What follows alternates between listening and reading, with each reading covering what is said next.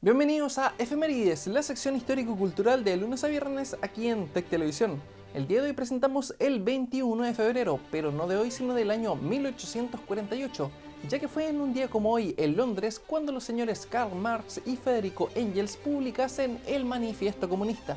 El ensayo se inicia con un espectro sobrevuela Europa, el espectro del comunismo,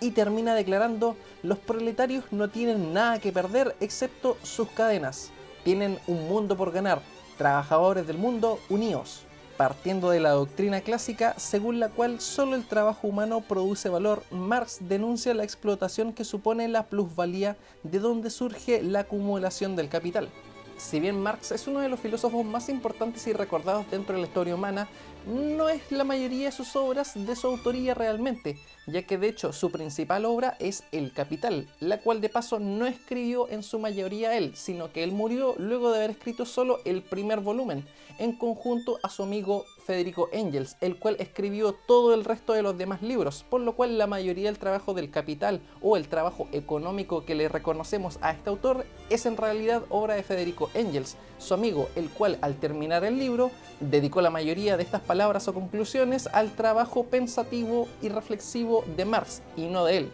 La publicación de este libro significaría el inicio de un gran número de revoluciones en Europa, lo que de paso es conocido como parte del proceso llamado la Primavera de las Naciones, en la que grandes grupos de manifestantes se rebelaban contra sus patrones, directamente quemando las empresas o sencillamente abandonándolas en masa. Avanzamos desde entonces hasta el año 1916, ya que fue también en un día como hoy en Francia, en el contexto de la Primera Guerra Mundial, que estallase la Batalla de Verdún, una de las batallas más sanguinarias de toda la historia de la humanidad.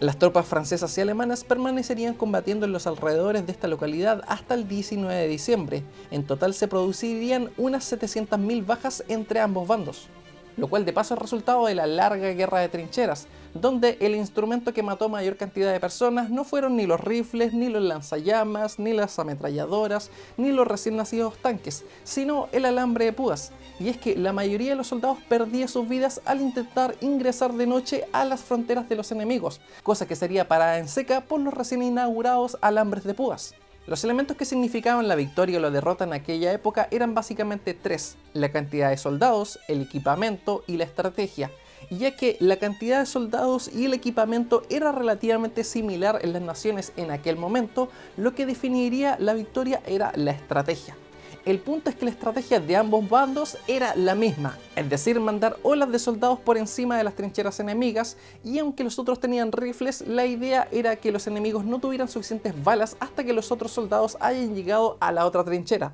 es decir, una masacre en masa, y básicamente estaba sustentada en la idea de los números, es decir, sí perderemos muchos soldados, pero tenemos muchos más de reserva, así que da lo mismo, y esta idea de carnicería era la estrategia de la Primera Guerra Mundial.